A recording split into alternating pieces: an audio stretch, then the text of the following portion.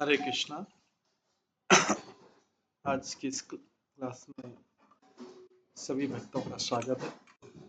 हम आज की क्लास को कीर्तन से स्टार्ट करेंगे। जय राधा माधव कुंज बिहारी,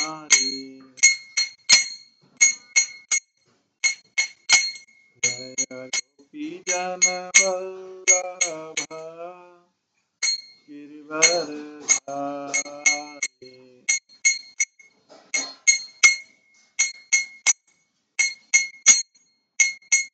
यशोदानंदन व्रज जनरंजन यमुना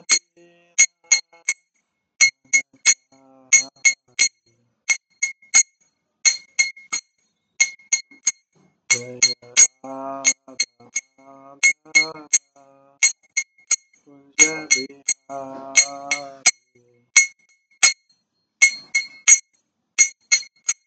हरे कृष्णा कृष्णा कृष्णा हरे हरे, हरे राम हरे राम, राम हरे हरे। हरे कृष्णा कृष्णा कृष्णा हरे हरे, राम हरे राम, राम हरे हरे। हरे कृष्णा कृष्णा हरे हरे, हरे राम हरे हरे।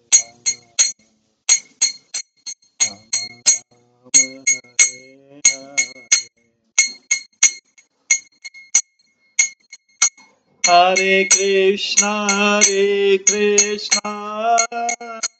कृष्णा कृष्णा हरे हरे, हरे राम राम राम हरे हरे। हरे कृष्णा कृष्णा कृष्णा हरे हरे, हरे राम राम राम हरे हरे।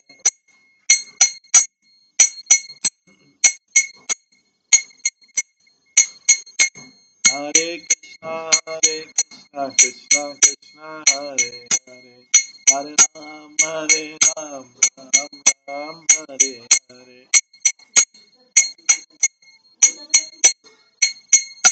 जय राधा गोविंद राधा गोविंद राधे,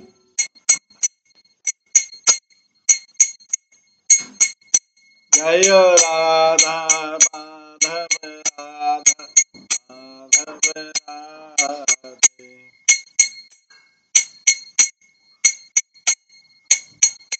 जय गौरनिताय जय गौरनिताय गौरनिताय जय गौरनिताय, जय जय प्रभुपाद प्रभुपाद प्रभुपाद, जय जय प्रभुपाद।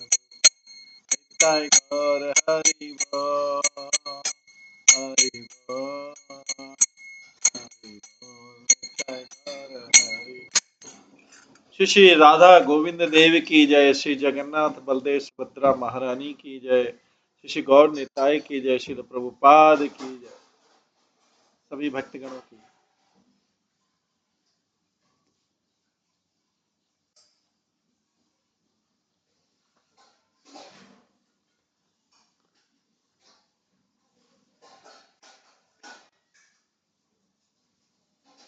हरे कृष्णा। आज की इस भक्ति रत्नाकर क्लास में सभी भक्तों का स्वागत है। हमने श्रवण किया था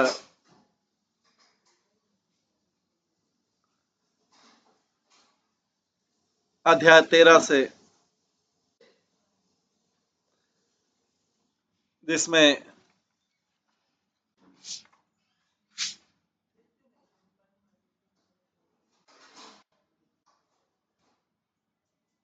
श्रीनिवास, नरोत्तम और रामचंद्र और दूसरे लोग नवदीप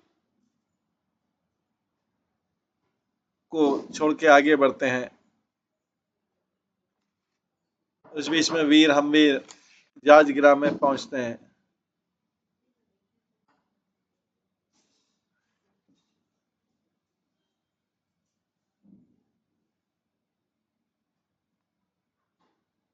श्री जानवा देवी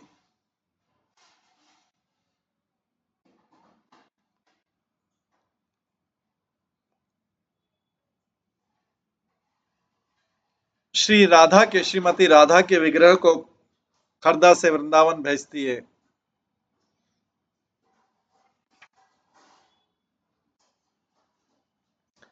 इसके बाद हमने ये भी श्रवण किया था कि राजा वीर हमवीर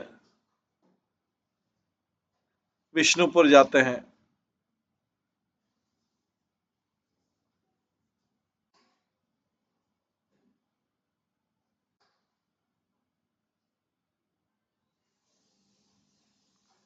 और इसके पश्चात हमने सुना था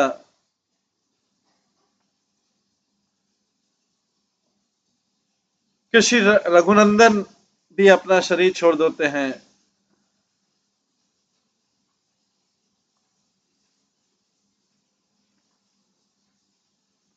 क्योंकि हम कल श्रवण कर रहे थे कि एक दिन श्रीनिवास आचार्य कुछ डिस्टर्ब दिख रहे थे किसी चीज के बारे में, और प्राइवेटली नरोत्तम दास ठाकुर से बात कर रहे थे। वो जो डिस्टरबेंस था उनको जो हो रहा है वो तब तक चलता रहा जब आचार्य श्रीनिवास जाजग्राम के लिए चले गए अपने अनुयायियों के साथ। वो तुरंत रघुनंदन से मिलने गए, क्योंकि रघुनंदन ने उनसे बोल रखा था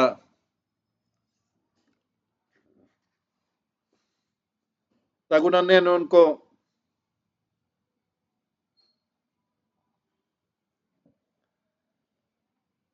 खेतड़ी से जल्दी आने के लिए बोला था। तो इसके कारण श्रीनिवास आचार्य डिस्टर्ब थे, थोड़े से जल्दी आए और रघुनंदन से मिलने गए। उन्होंने श्रीनिवास को अपने गोद में लिया, उनको गले लगा लिया बड़े स्नेह के साथ में। श्री रघुनंदन ने एकांत में श्रीनिवास को बोला कि ये बहुत अशुभ समय है, कि उनके लिए एक अशुभ समय बहुत जल्दी आ रहा है उनके जीवन में, जो लोगों के मन में वैष्णव के मन में लोगों के मन में वैष्णव के प्रति संदेह उत्पन्न करेगा। उन्होंने नरोत्तम दास ठाकुर को आश्वासन दिया कि वो चिंता नहीं करें, कि गौर राय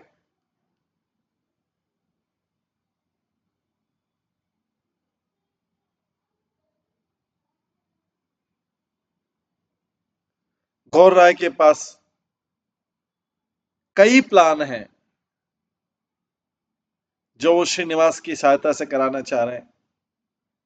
रघुनंदन ने श्रीनिवास को लंबी आयु का आशीर्वाद दिया और ये भी बताया कि महाप्रभु ने जो शिक्षाएं दी उसके अनुसार वो अच्छा मूड, भक्ति का मूड बना के अपने आप को परफेक्टली मेंटेन करके रहें। क्योंकि परफेक्टली मेंटेन का मतलब है जब तक भक्ति का मूड नहीं हो, भगवान की सेवा का मूड नहीं हो, तब तक जो है डिवोशन का मूड नहीं होता।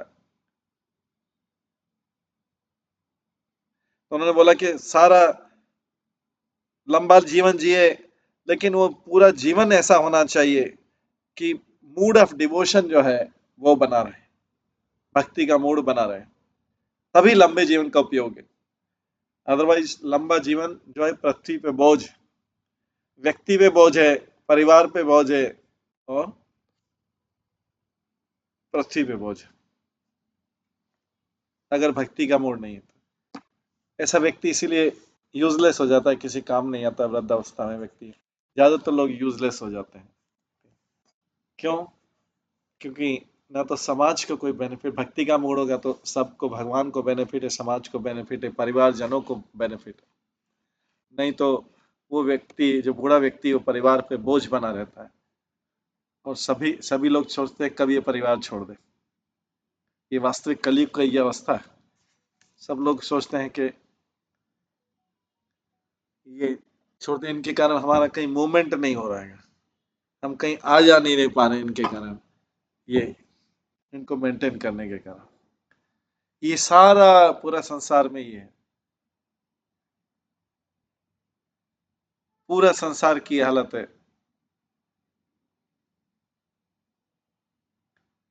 कि लोग सोचते हैं इनके कारण हम आ जा नहीं पा रहे हैं, कहीं पे बाधा है हमारी, इनका हमेशा केयर करना पड़ता है। वही व्यक्ति जो यूजफुल रहता है, वो उसका ये हालत हो जाए। घर के क्लोज सदस्य, परिवार के सदस्य, संतान, ये सोचते हैं कब हम कब फ्री हों। संतान, भाई, बंधु, सारा संबंध हो जाता।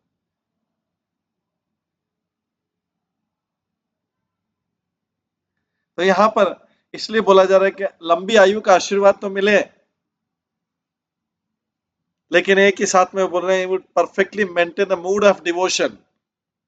भक्ति का मूड होना चाहिए।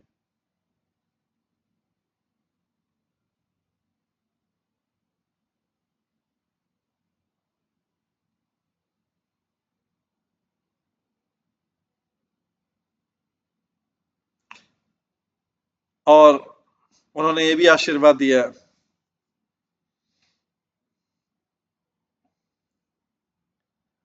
नास्तिकों का, विधर्मियों का हृदय परिवर्तन करने की शक्ति मिले और उनको भक्ति के रास्ते पे दिखा सकें। आशीर्वाद लंबी आयु के साथ ये सब आशीर्वाद दिए, ये कंडीशनल आशीर्वाद है। आशीर्वाद तो है लेकिन कंडीशन, लंबी आयु का आशीर्वाद कंडीशन के साथ होना चाहिए।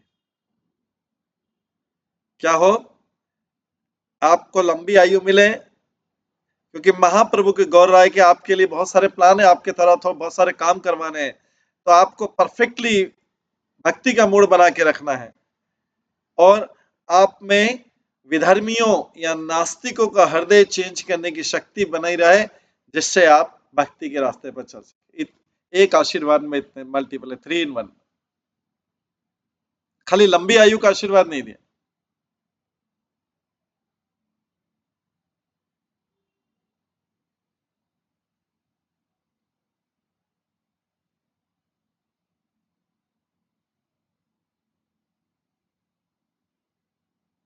रघुनंदन का अप्राकट्य होता है उसके बाद में।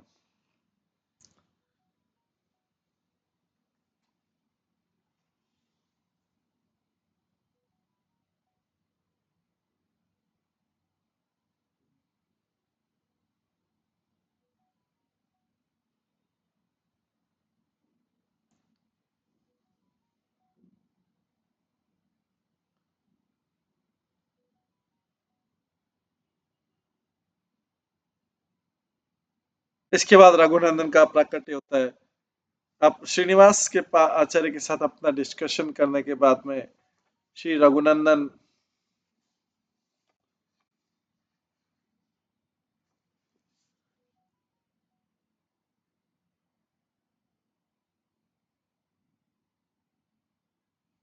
मदन गोपाल के टेम्पल में गए और गौरांग के टेम्पल में गए, और वहां पे उन्होंने अपने पुत्र को, गौर गोपाल को, अपने पुत्र को गौर गोपाल, मतलब मदन गोपाल और गौरांग का जो मंदिर था उसमें गौर गोपाल को अपने पुत्र को समर्पित कर दिया। और अगले 3 दिन तक पागलों की तरह संकीर्तन करते रहे। ये सब शरीर छोड़ने के पहले की क्रिया है रघुनंदन की।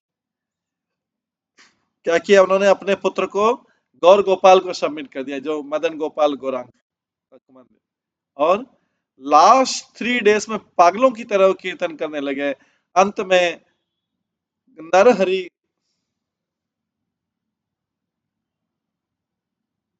के चरणों का ध्यान करते हुए और गौर गोपाल की तरफ फेस करते हुए लविंगली प्रेम से गौर गोपाल को देखते हुए उन्होंने अपना शरीर त्याग दिया और श्री कृष्ण चैतन्य का बार बार नाम ले रहे थे।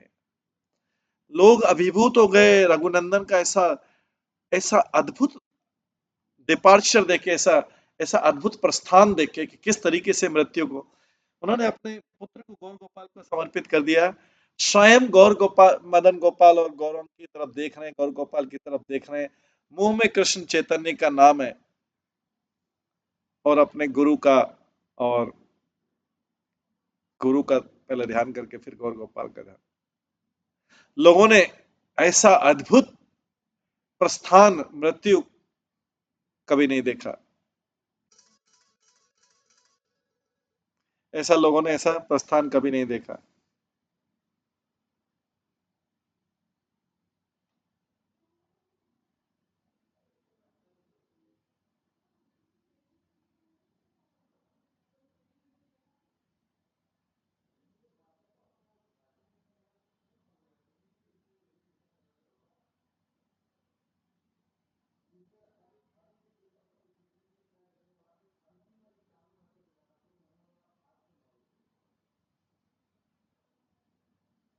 और उस शुभ दिन श्रावण शुक्ल चतुर्थी के शुभ दिन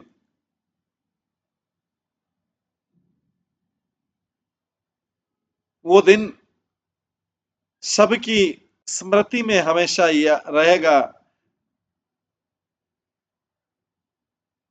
क्योंकि रघुनंदन के पुत्र ठाकुर कनाई ने उनकी उनकी स्मृति में ग्रांड फेस्टिवल अरेंज किया, बड़ा फेस्टिवल अरेंज किया। कितने?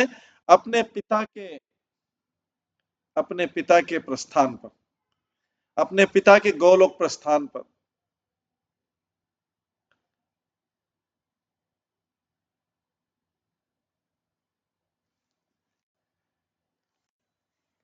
तो ये प्राचीन परंपरा थी कि किसी बालक के आगमन पर या किसी व्रत के प्रस्थान पर वैष्णव के लिए हमेशा भोज होता था। यही उनका, जिससे दोनों आत्माओं को बेनिफिट मिले।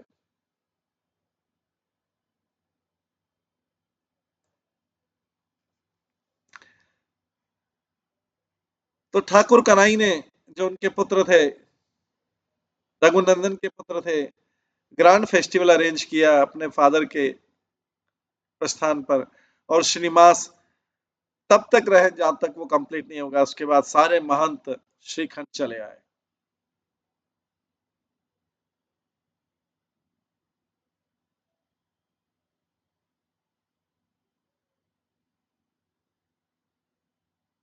जब ठाकुर कनाई बहुत यंग थे, युवा थे, उनके दो पुत्र थे, नाम मदन और श्री वंशी थे, जो दोनों ही बाल्यकाल से आध्यात्मिक की तरफ उनका झुकाव था। एक होता है आध्यात्मिक प्रैक्टिस करना और एक आता है आध्यात्मिक की तरफ झुकाव।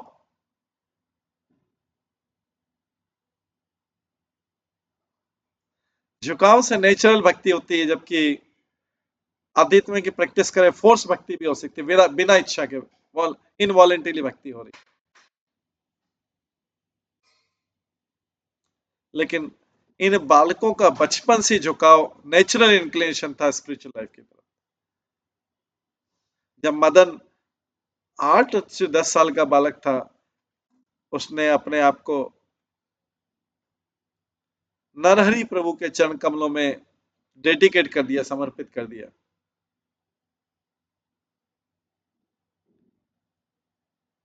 और उसके अंदर हाईली डेवलप्ड डिवोशनल क्वालिटी है, बहुत ऊंचे लेवल की भक्ति की क्वालिटी हुई। उसके बाद वो प्रसिद्ध हुए थे अपने सुंदर गायन के लिए और डांसिंग के लिए, संकीर्तन के।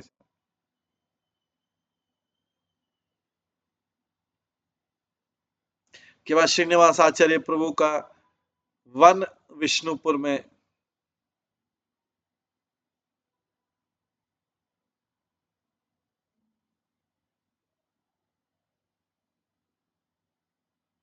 श्रीनिवास आचार्य की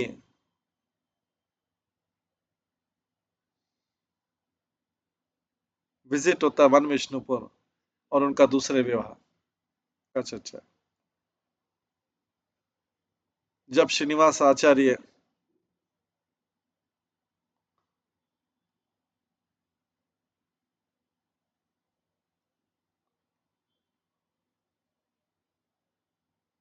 याजग्राम को छोड़ने वाले थे तो कन्हई ठाकुर ने उनको कुछ कहा। इसके कारण श्रीनिवास बहुत जोर जोर से रोने लगे। श्रीनिवास ने आंसुपूर्वक अपनी यात्रा प्रारंभ की। वो जाजग्राम तक जाने में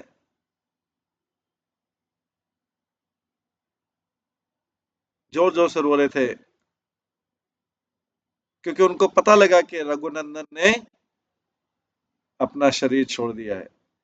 जब रघुनंदन की डिवोशन क्वालिटी को पूरा याद करते रहे। जाजग्राम में 4 दिन रुके और उसके बाद में जल्दी से वन विष्णुपुर चले गए। जो राजा था अपने प्रजा के साथ में, अपने सहयोगी के साथ में श्रीनिवास आचार्य का स्वागत करने के लिए तैयार था। इन विष्णुपुर में श्रीनिवास आचार्य उनके अनुयायी एक सुंदर घर में रुके। एक दिन श्रीनिवास आचार्य जो था गौरचंद्र के आदेश से उन्होंने दूसरा पति स्वीकार किया। उस घटना को मैं बताता हूं। उस समय ब्राह्मण जो थे गोपालपुर के ब्राह्मण राढ़ देश में जो है वो बहुत प्रसिद्ध थे। उस गांव में रघुनाथ जिसका नाम था श्री राघव चक्रवर्ती भी था और उनकी पत्नी श्री माधवी अपनी पुत्री के साथ में रहते थे जिसका नाम था गौरांग प्रिया।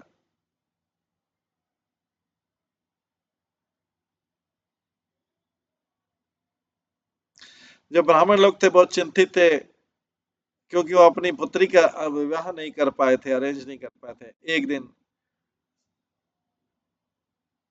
सुबह ठाकुरानी ने अपने पति से बोला कि उन्होंने स्वप्न में देखा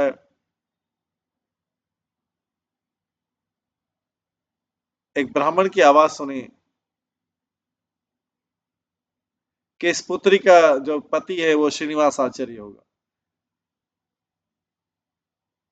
जब उन्होंने उस अपने पति ब्राह्मण से पूछा, उस जो स्वप्न में उस ब्राह्मण से पूछा कौन है वो, तो वो आवाज बोली वो शांतिपुर से आया है।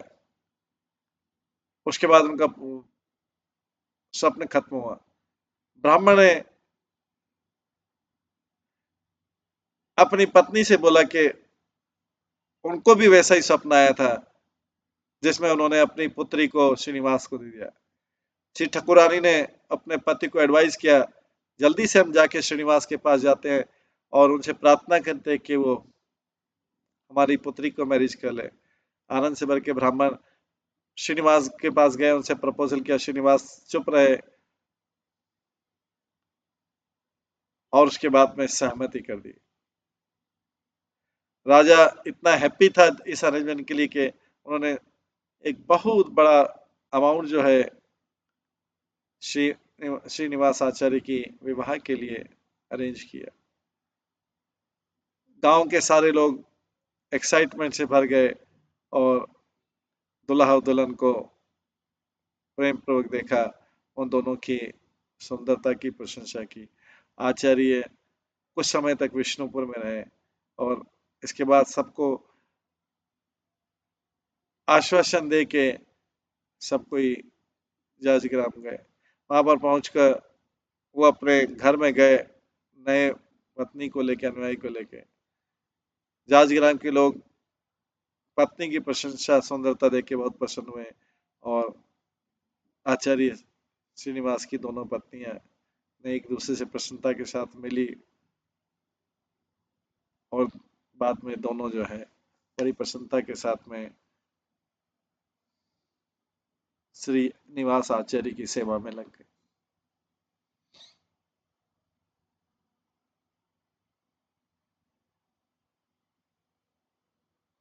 श्रीनिवास आचार्य ने अपने दिन व्यतीत के लिए अपने विद्यार्थियों के साथ और सुप्रीम पूर्ण पुरुषोत्तम भगवान थे उसके लिए।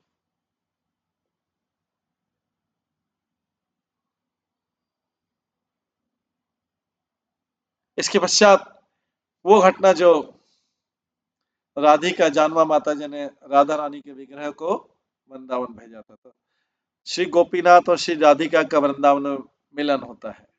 एक दिन श्रीनिवास ने अपने शिष्यों से कहा कि उन्होंने अनुभव किया, अचानक बहुत आनंद का अनुभव किया, जिससे पता लगता है कि वो परमेश्वर दास जो है जल्दी आने वाले अपने अनुयायी के साथ वृंदावन से। जैसे उन्होंने भविष्यवाणी की वो तुरंत सफल हुई। श्री परमेश्वर दास दूर से आ रहे हैं उस दिशा से। आचार्य ठाकुर, श्रीनिवास ठाकुर, उनके अनुयायियों ने बड़े प्रसन्नता के साथ उनको रिसीव किया। आचार्य ने श्रीदास को रिक्वेस्ट किया,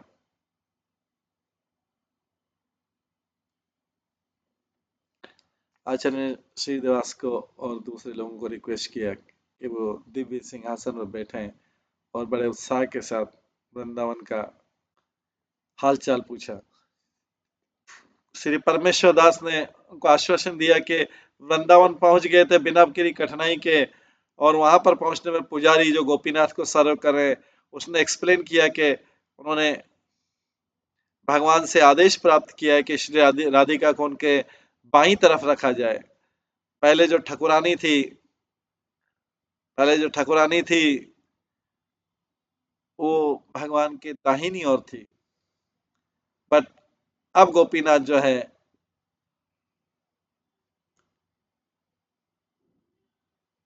की सुंदरता और बढ़ गई जब वो खड़े थे और उनके राधिका उनके लेफ्ट और राइट में हो गई।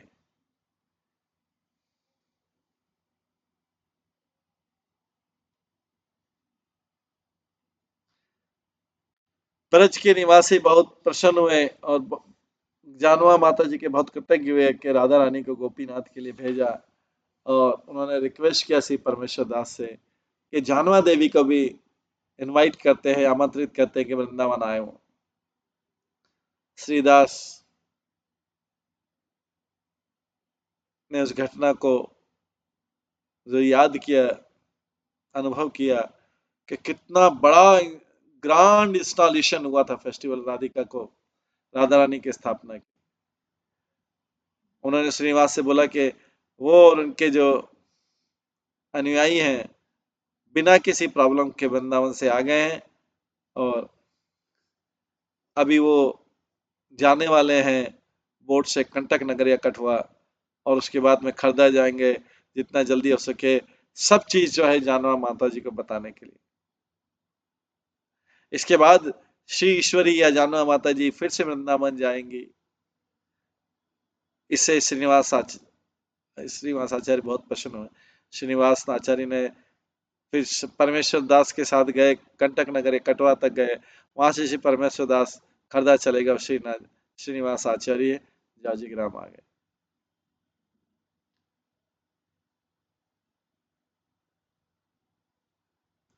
श्री परमेश्वर दास खरदा पहुंचे।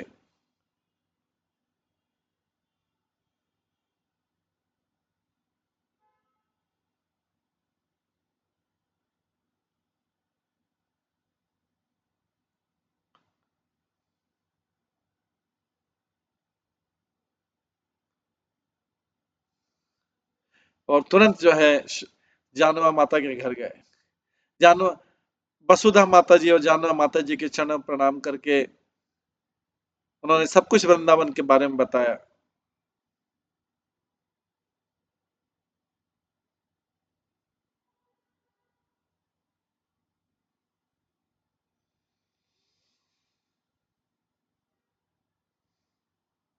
इसको सुन के श्री ईश्वरी जो जानवा माता जी बहुत भगवान के प्रेम में अपने आप को डुबा दिया। उसके बाद बड़ी मधुरता से उन्होंने श्रीदास को बोला कि अथपुर जाए, अथपुर विलेज में जाए।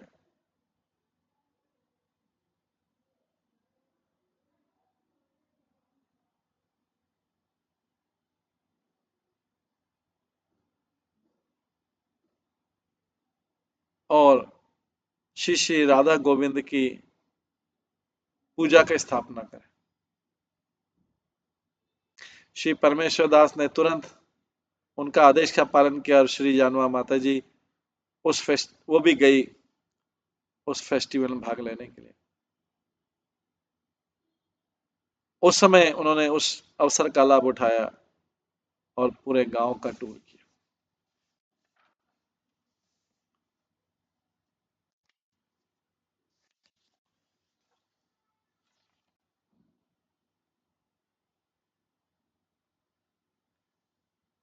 इसके बाद श्री वीरचंद्र प्रभु का विवाह होता है।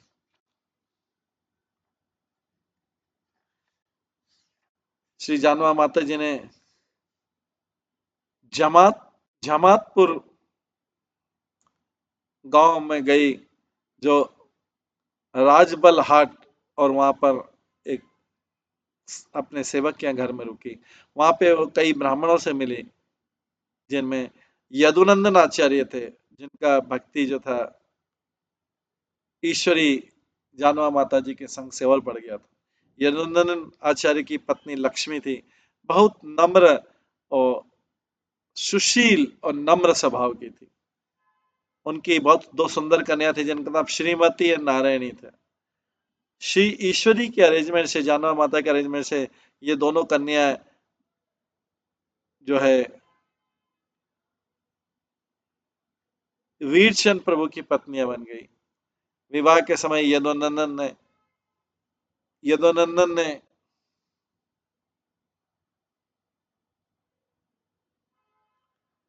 वीरचंद्र से दीक्षा ली और श्री जानवा माता जी ने बड़ी प्रसन्नता के साथ में श्रीमती और नारायणी को अपना शिष्य स्वीकार किया। वीरचंद अपनी दोनों पत्नियों को घर लाए और श्री वसुधा माता जी बहुत प्रसन्न हुई उनकी दोनों बहुओं को देख के। सारा खरदा गांव जो है पागल हो गया था इस मैरिज के आनंद से, जो आनंद हुआ। और उन्होंने जो दुल्हन को था कई प्रकार के गिफ्ट दिए। गंगा देवी जो है वो भी बहुत प्रसन्न हुई अपने भाई की मैरिज विवाह से। इस अवसर पर लोगों ने स्मरण किया कि किस प्रकार से उन्होंने गंगा देवी की विवाह का भी आनंद उठाया था,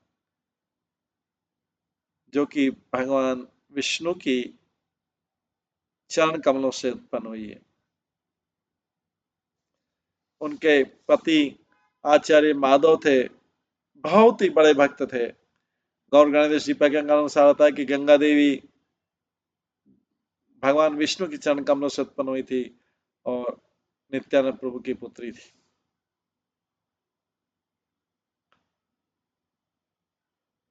पूर्व काल में उनका हस्बैंड जो माधव आचार्य था वो राजा शांतनु था। इसके बाद जानवा देवी की गोपीनाथ के प्रति सेवा। वीरचंद की विवाह के बाद में श्री जानवा देवी और उनके अनुयायी तुरंत गए, वृंदावन गए। वहां पर देखकर वो जल्दी से टेम्पल में गई, rush to the temple, Gopinath के टेम्पल में गई और आनंद से प्रसन्नता से भर गई जब उन्होंने गोपीनाथ जी को राधा के साथ देखा। दोनों तरफ जानवा माता जी ने श्री राधा गोपीनाथ को कई गिफ्ट ऑफर किए जो गौड़ देश से लाई थी। उन्होंने बहुत आनंद लिया, कई प्रकार की प्रिपरेशन करने के लिए भगवान के आनंद के लिए। उन्होंने श्री राधा गोविंद के टेम्पल का दर्शन किया और श्री राधा मदन मोहन के टेम्पल किया और इनकी अद्भुत सुंदरता का आनंद उठाया। ये जो तीनों विग्रह हैं राधा रानी के साथ, वो गौड़ देश के लोगों के लिए उनके प्राण थे और हृदय।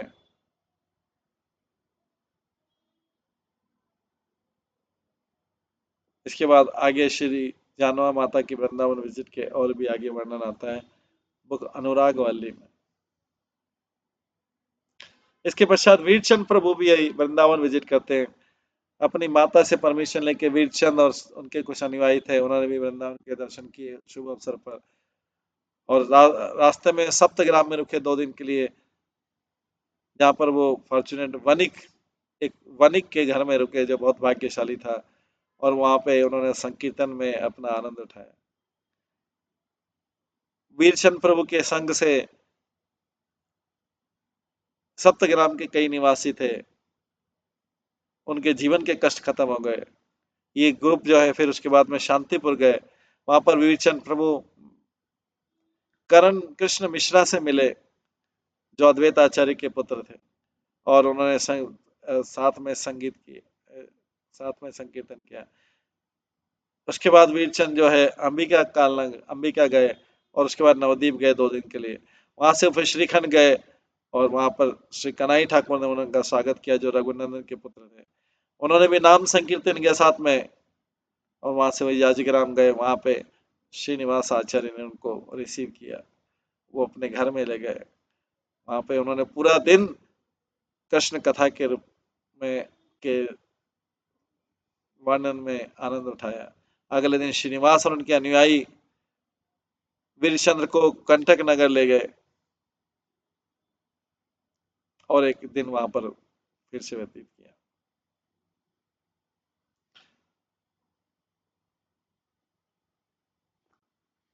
आचार्य श्रीनिवास को विदाई देके वीरचंद खेतड़ी गए, बुधरी होते हैं। वहां पे नरोत्तम दास ठाकुर ने उनका स्वागत किया वीरचंद का, और उनको श्री गौरांगा के कोटियाड आंगन में ले गए। गौरांगा वीरचंद के सुंदर भजन और डांसिंग जो संकीर्तन में, वो वहां के गांव वालों को प्रसन्न कर दिया। इसके बाद ठाकुर महाशय के साथ एक एकांत में डिस्कशन करके वीरचंद्र और उनके अनुयायियों ने ब्रज की यात्रा स्टार्ट की। वहां रास्ते में उन्होंने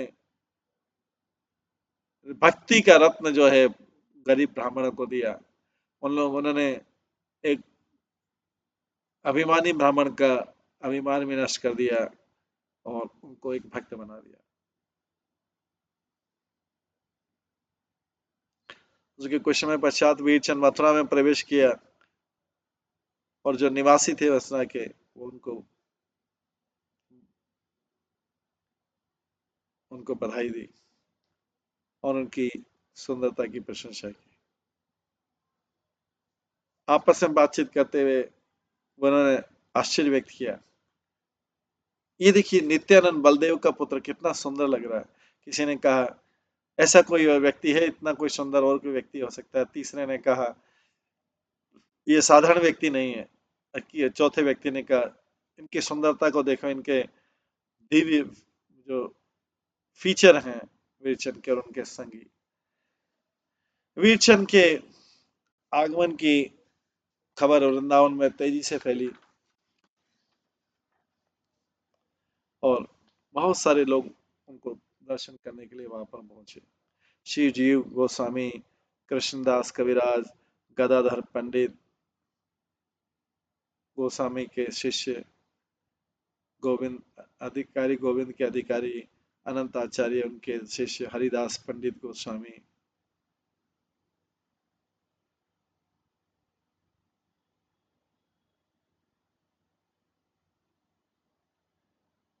मदन गोपाल के अधिकारी, और गदाधर के शिष्य कृष्णदास ब्रह्मचारी, गोपाल दास गोस्वामी, मधु पंडित,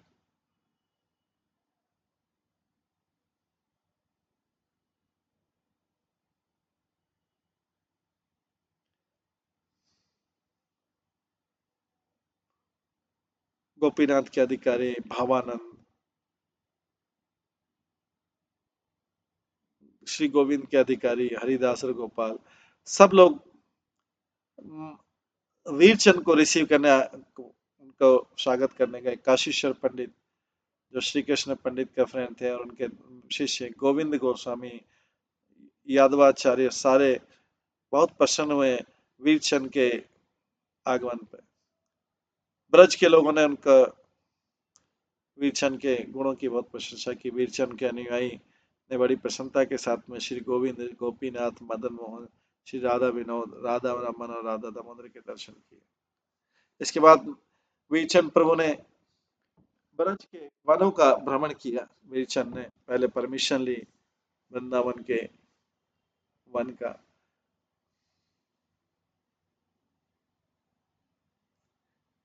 श्री भूगर गोस्वामी से ची गोस्वामी, उसके बाद स्टार्ट किया यादवाचार्य के साथ और दूसरे लोगों के साथ में मधुबन, तालवन, कुमुदवन, बहुलावन के वनों का दर्शन करने के लिए। वो राधा कुंड भी गए, वहां पे उन्होंने श्री जीव गोस्वामी और दूसरे गोस्वामियों के संग का लाभ उठाया। कई वैष्णव के साथ, महान वैष्णव के साथ वीरचंद ने राधा कुंड की सुंदरता का आनंद लिया। तमाल वृक्ष देखा उन्होंने जहां पर गौरचंद्र बैठे थे राधा कुंड की विजिट के समय। वीरचंद बहुत आनंदित हो गए। इसके बाद श्याम कुंड को विजिट किया, राधा कुंड का के विजिट करने के बाद गिरी गोवर्धन गए, जहाँ पे उन्होंने गाया और पागलों की तरह डांस किया, संकीर्तन किया। उनको सेवा करने के लिए ब्रज के लोगों ने उनको उनके आनंद के लिए कई भोजन के कई आइटम और उनके अनुयायी वहाँ पे 5-6 दिन रुके। उसके बाद श्री जीव और श्री भूगर्भ और दूसरे गोस्वामी ने उनको विदाई दी। वीरचंद उसके बाद स्लोरी गोवर्धन से गए, कृष्णदास कविराज के कुटीर में गए, वहां पे कविराज के साथ में रुके 2 दिन। उसके बाद वृंदावन गए, कृष्णदास कविराज के साथ जाते हुए वसुदेव, उद्धव, यादव दूसरे भक्त थे।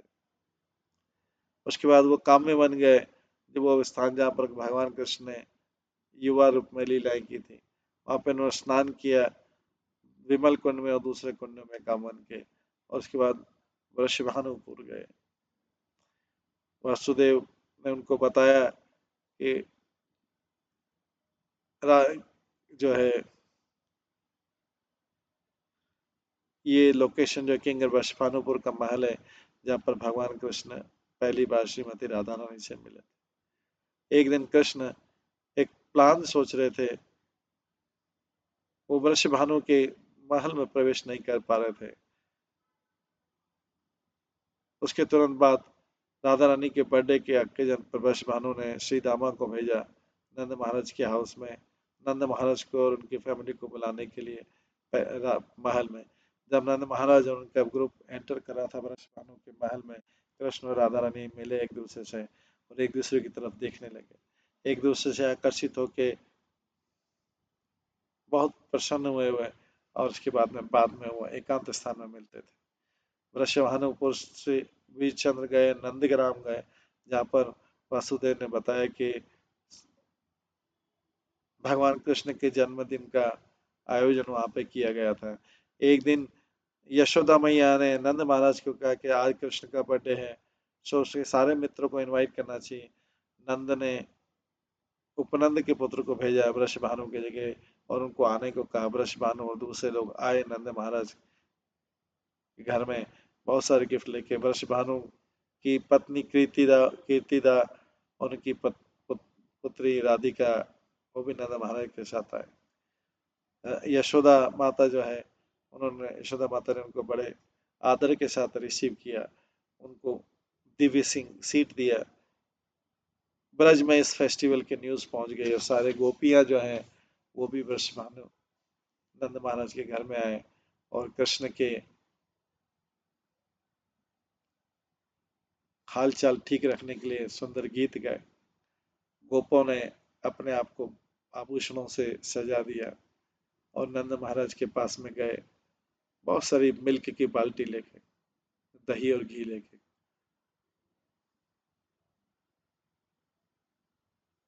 भगवान का बर्थडे सेलिब्रेशन हुआ बहुत आनंद के साथ।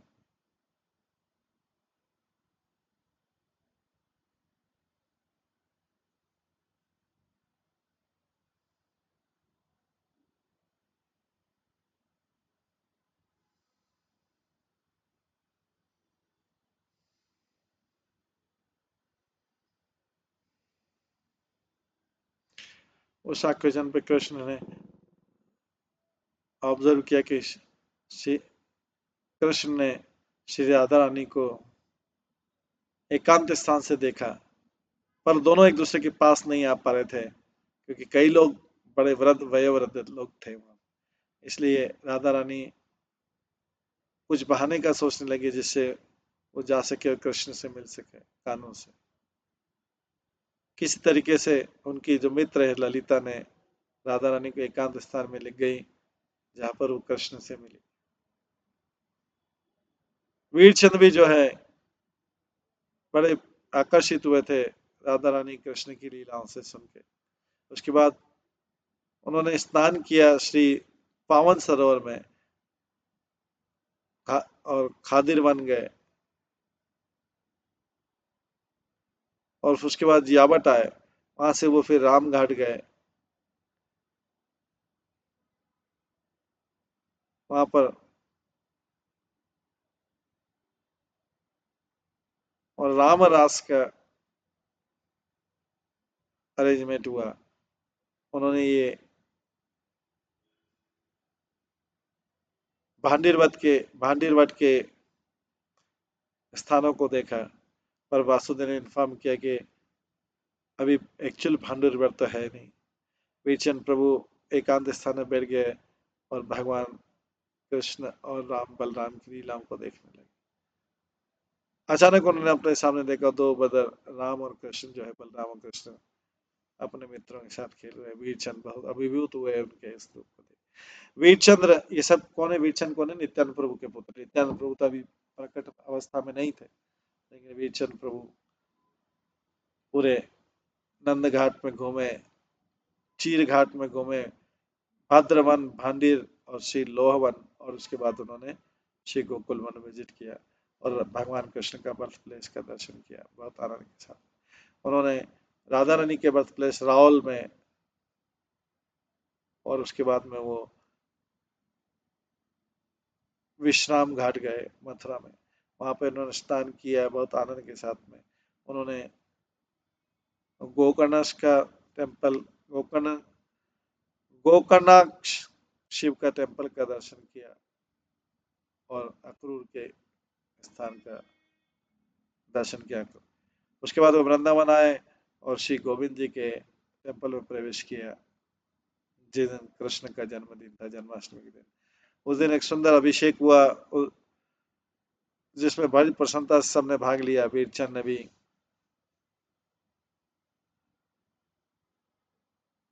उसमें भाग लिया भाद्र शुक्ल अष्टमी को, जिस दिन